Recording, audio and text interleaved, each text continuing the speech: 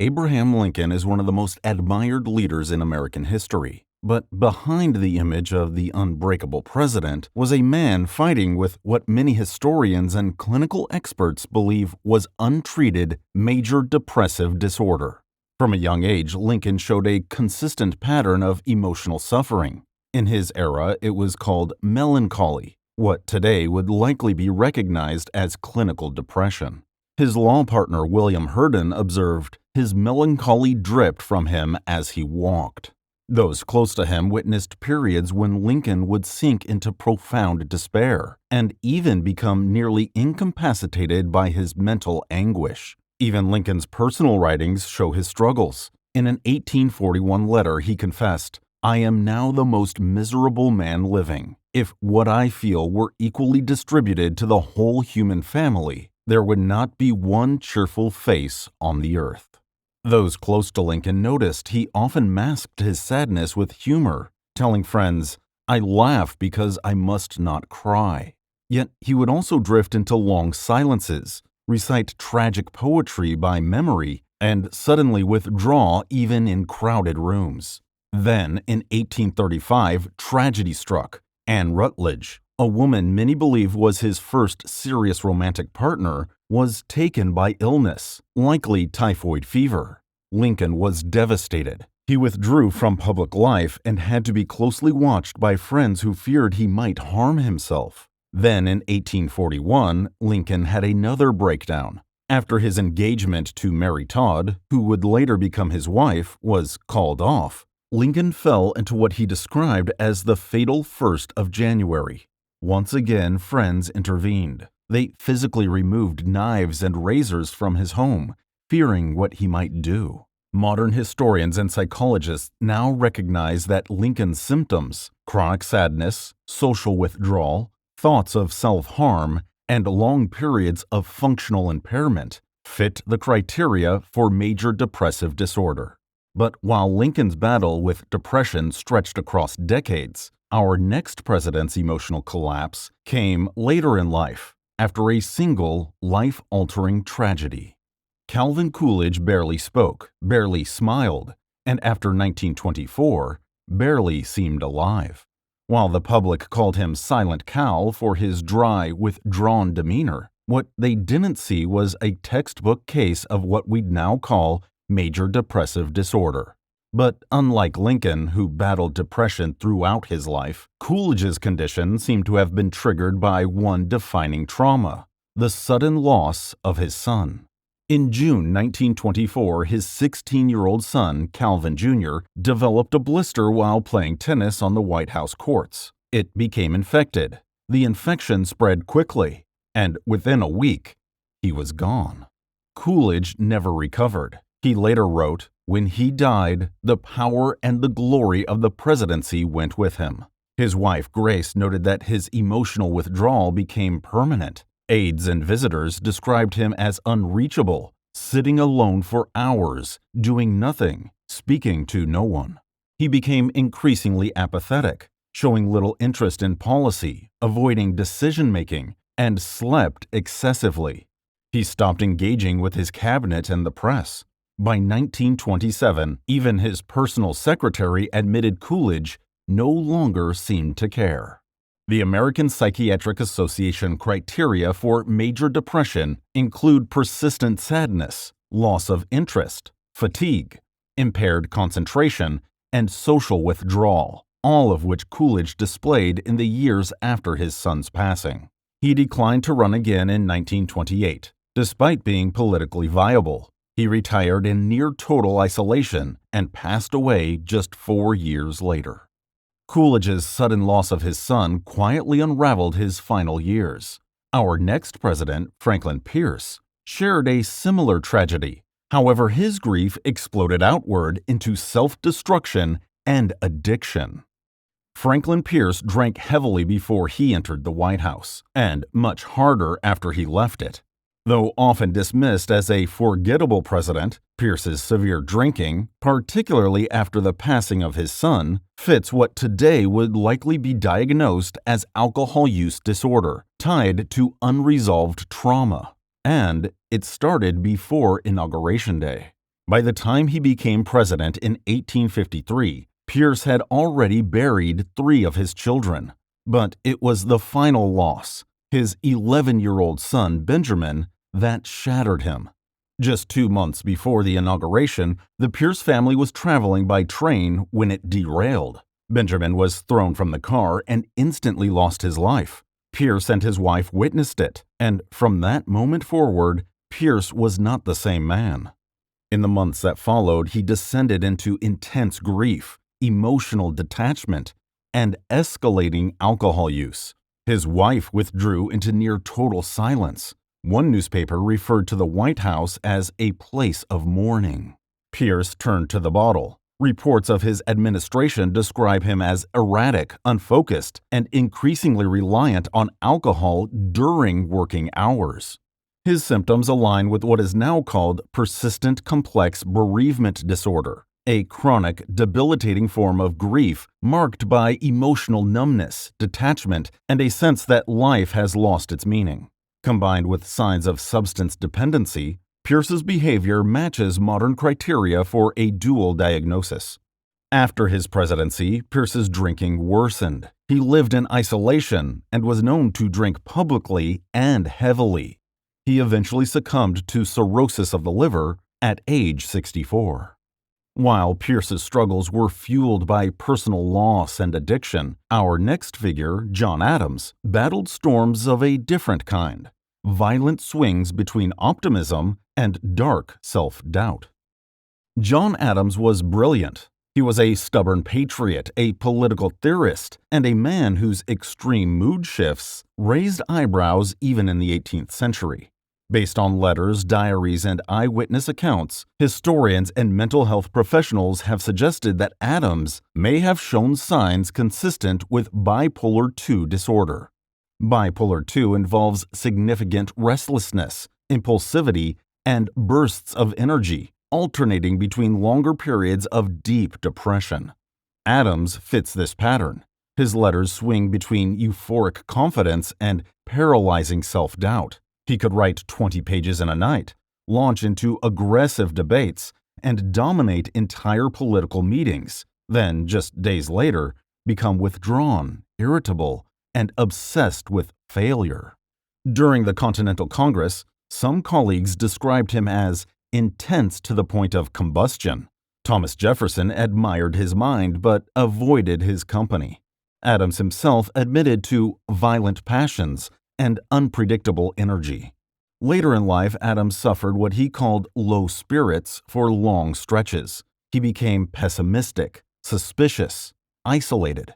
He was convinced he'd be remembered as a failure even after serving as president. His journals during retirement are filled with obsessive rants about reputation, morality, and betrayal, interspersed with sudden bursts of energy where he'd write long letters or political reflections, sometimes dozens in a short span of time. Adams was never formally diagnosed, and we can't retroactively label him with certainty, but his pattern of behavior, well documented in his own words, strongly suggests that John Adams may have lived with an undiagnosed mood disorder, one that shaped both his political brilliance and personal volatility. While Adams showed signs of mood instability that played out in private and political arenas, Theodore Roosevelt took that volatility to another level. Teddy Roosevelt boxed, hunted, read a book a day, and once gave a campaign speech with a bullet lodged in his chest. To his fans, he was the embodiment of American vitality. But to psychologists looking back, he fits an emerging profile, bipolar spectrum disorder, likely a form of hypomania. Roosevelt's baseline behavior, extreme energy, grandiosity, rapid speech, impulsive decisions, goes well beyond ambition or confidence. As a young man, he was described as manic by both classmates and colleagues. Friends noted he spoke in torrents, leaping between topics, and became visibly restless during periods of inactivity. He routinely worked 18-hour days, juggling multiple careers, and maintained a near-militant exercise regime. But there were lows, too. His mother and wife both lost their lives on the same day in 1884. In his diary for that day, he drew a large X and wrote, "The light has gone out of my life." Shortly after, Roosevelt resigned from the New York State Assembly and left New York altogether. He lived in near total isolation for months. He avoided public life and cut off contact with many in his inner circle. He later admitted he wasn't sure if he'd ever return.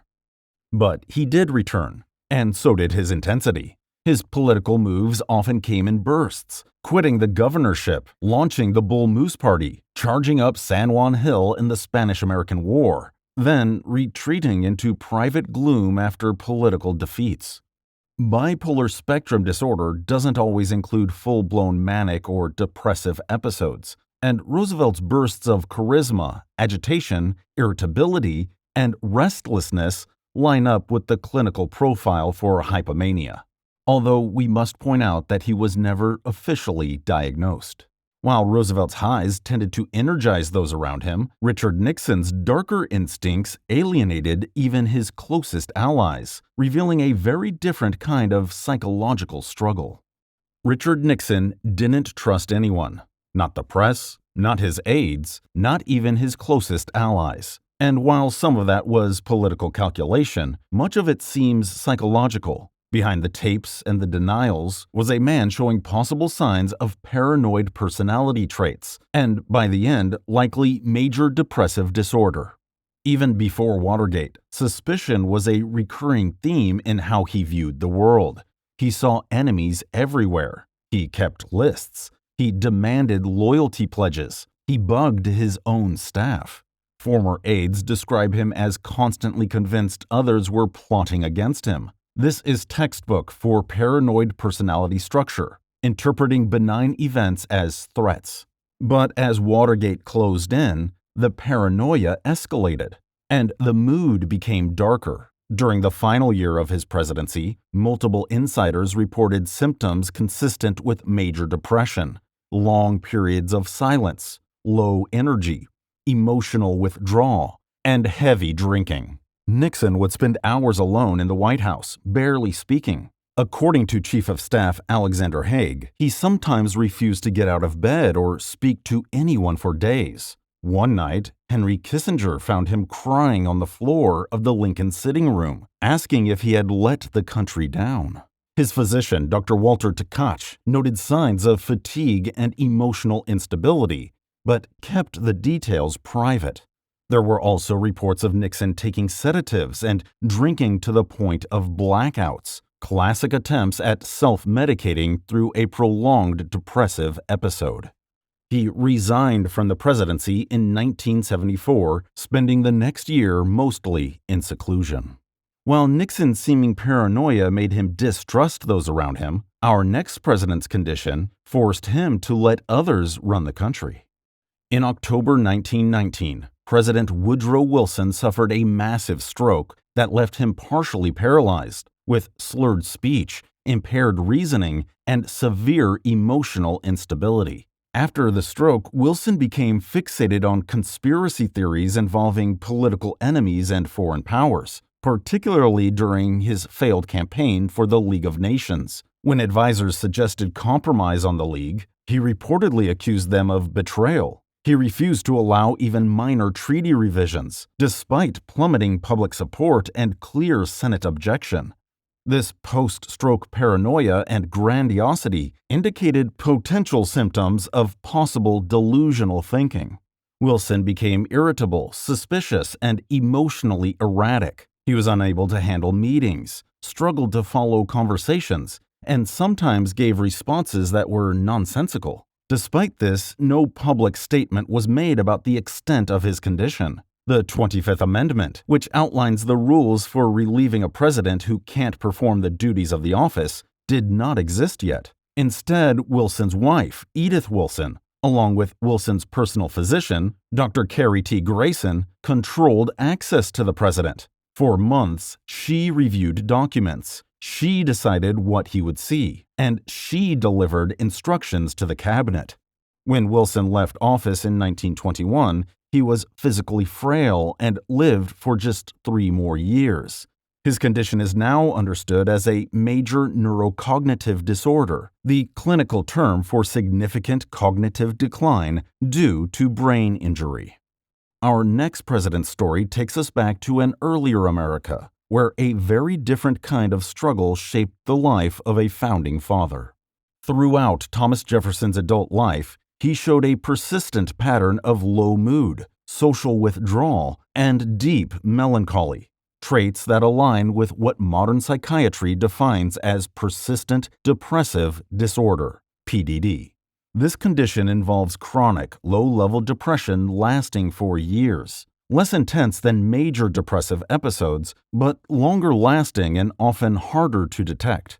Jefferson's letters, particularly to those close to him like James Madison and John Adams, often reflect this state, a mix of resignation and constant reflection on loss. Jefferson experienced repeated personal tragedies that appeared to compound over time.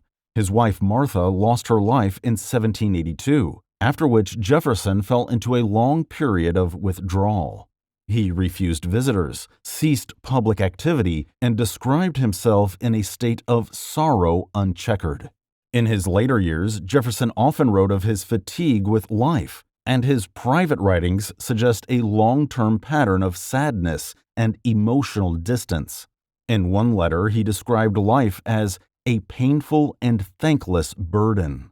Persistent depressive disorder, as defined today, involves a depressed mood for most of the day, more days than not, for at least 2 years, along with symptoms like low energy, poor self-esteem, and a sense of hopelessness.